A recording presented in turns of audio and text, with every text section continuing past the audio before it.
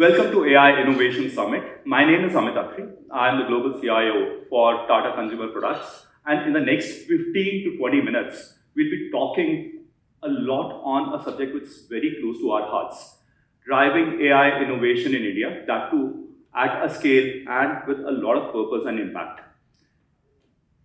Because we are all Indians and we all love our cricket, I'll also be talking about cricket as well. So all matches start with a lot of hype, as well as technology.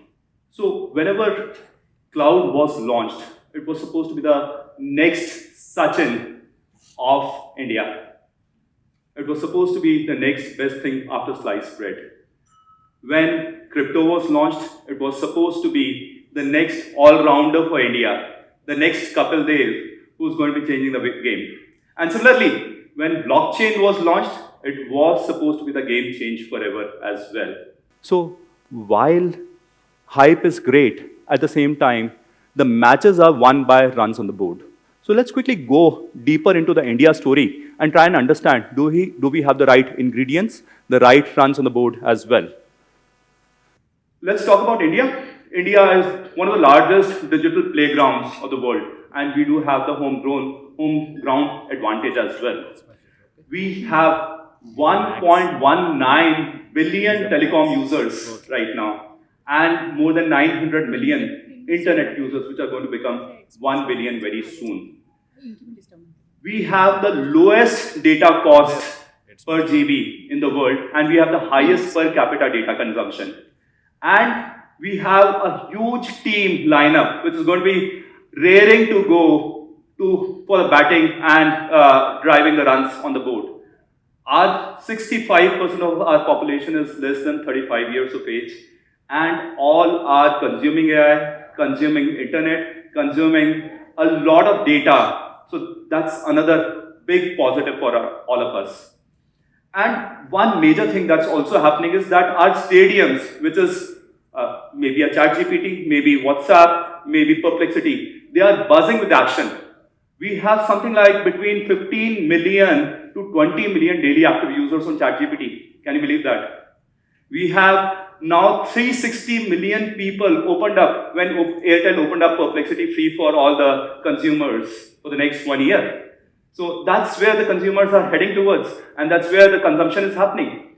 And we have the largest WhatsApp database. You know that Meta has also launched its own version of AI in the WhatsApp as well. The last part here is that many of our states, which are not so developed, are actually consuming per capita data consumption much higher than any of the developed countries.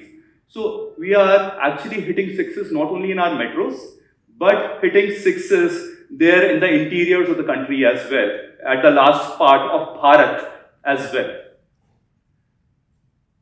While we have a wonderful set of ingredients, we have a wonderful set of team members.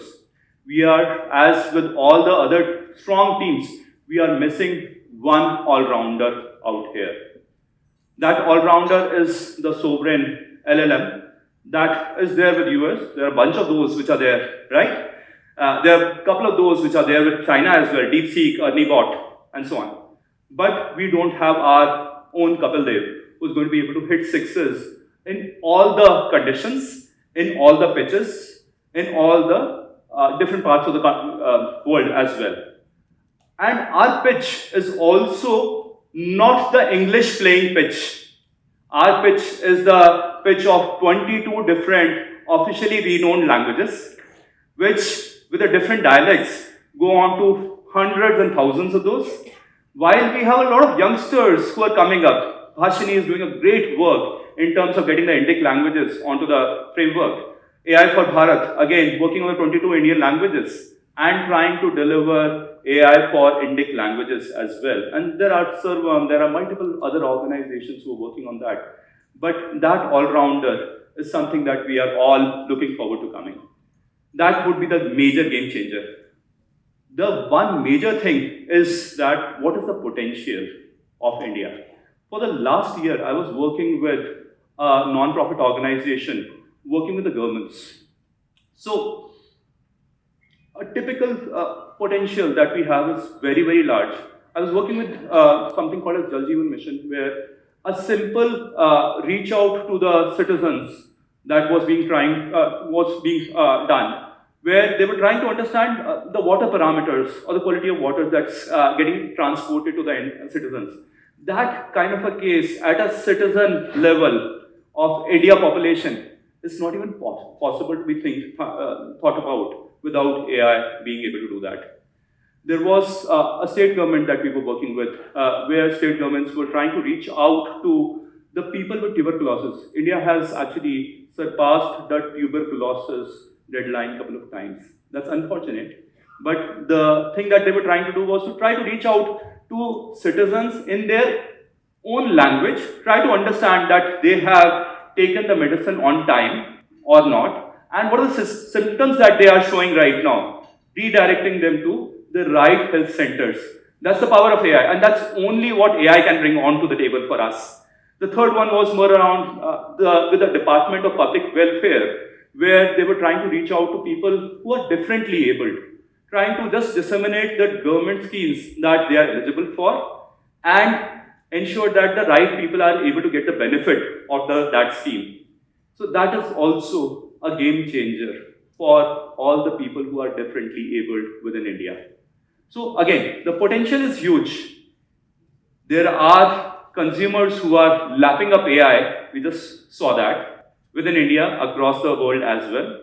There are the governments who are trying to reach out to the consumers and the citizens and trying to do good from a government perspective as well. There is, for India, AI is also about reach from a government standpoint. And now let's talk about corporates, where we all are from. For corporates, it has been a journey, a roller coaster journey, a mixed bag of journey. Around 92% of the pilots done in AI do not scale up. That's a number which is mind-boggling but true. And there are only 3 reasons why enterprises have not been able to scale up AI to the extent that they could have. The first one is hallucination, the second one being the weak use cases, and the third one being no playbook.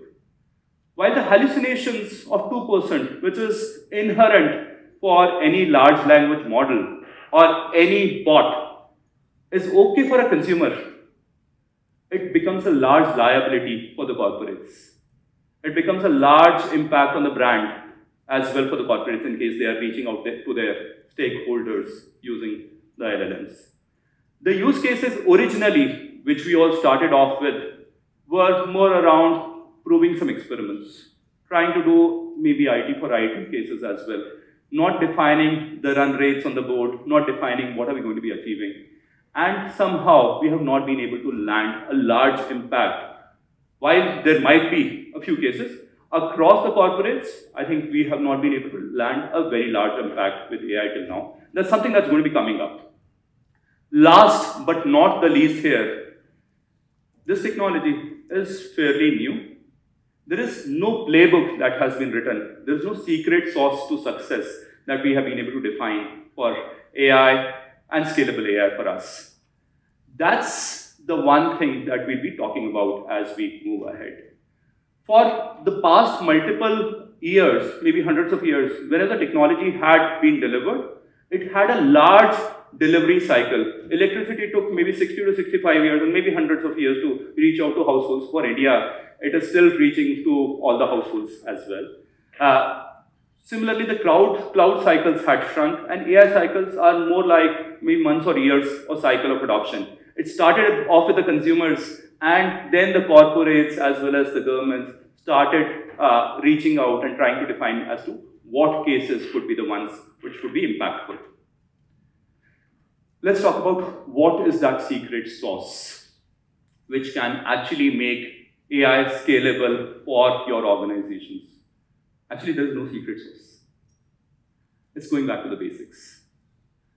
Like, you can't bat 11 Sachins in the team and win a match.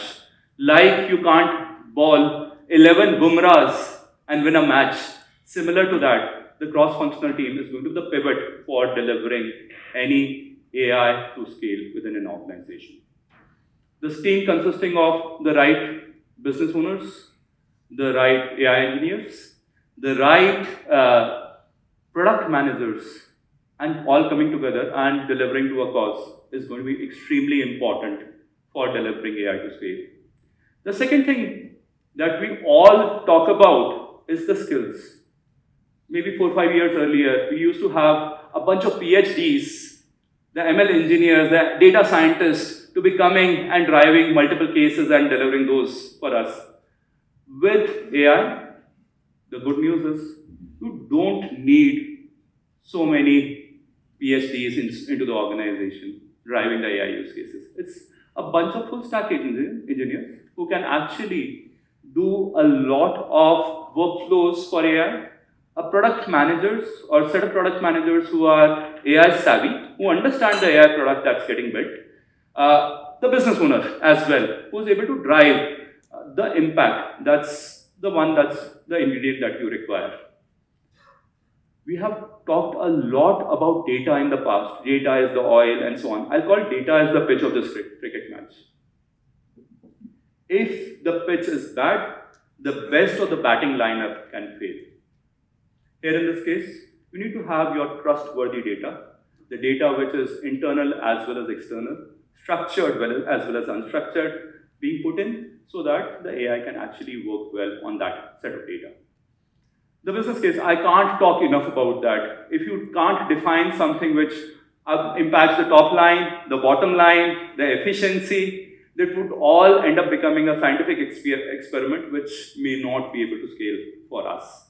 So that's extremely important from our side. The governance. People keep on talking about responsible AI, ethical AI. AI, while it's a very powerful tool, at the same time, the constraints for defining a good match play need to be there. And the constraints for an organization as well. The data sets where the AI needs to answer the right things and not the unethical things is something that needs to be defined so that the capability can scale up further. So if you can't monitor it, you can't scale it. That's as simple as that. The last and the least in this 5 pillars of mine is the technology. For your English use cases, it's more or less cracked. We have ChatGPT, we have OpenAI, we have Mistral, we have multiple other models which are doing extremely well in the cases of English. Indic languages, definitely, there is some way to go around that. So technology would be the last one here. The whole intent is, it's more about orchestrating people, data, and governance together to drive a scalable and a sustainable AI use case within an organization. Now, let's also talk about what do we not need to do. There are things that we need to do, the things that we need to avoid as well. That's going to be the key success for us. The first thing first, please do not lock yourself in with one model or one large language model.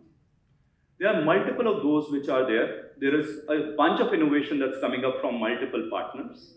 Ensure that you have a platform strategy for AI delivery.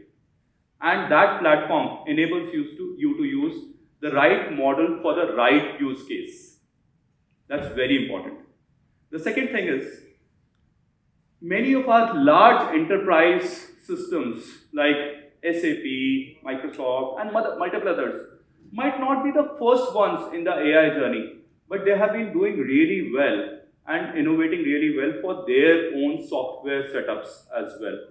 So wherever there is native innovation, the corporates also should be looking at it really seriously. The native innovation would be able to do a lot more for maybe a typical ERP system rather than you connecting something new and trying to rebuild the wheel there. Which takes me to the third point. Startups and enterprises, we should not be competing. Wherever there is a build versus buy, wherever you can consume technology from outside, that's the one we should be able to do. Wherever you have to build, definitely, and there are specific use cases that your enterprise needs, that's where the build needs to be happening. Ethical boundaries, I touched upon that. There's a lot more to be discussed around that. But ensuring that AI stays within the constraints, the umpires are being respected in the match, that's extremely important.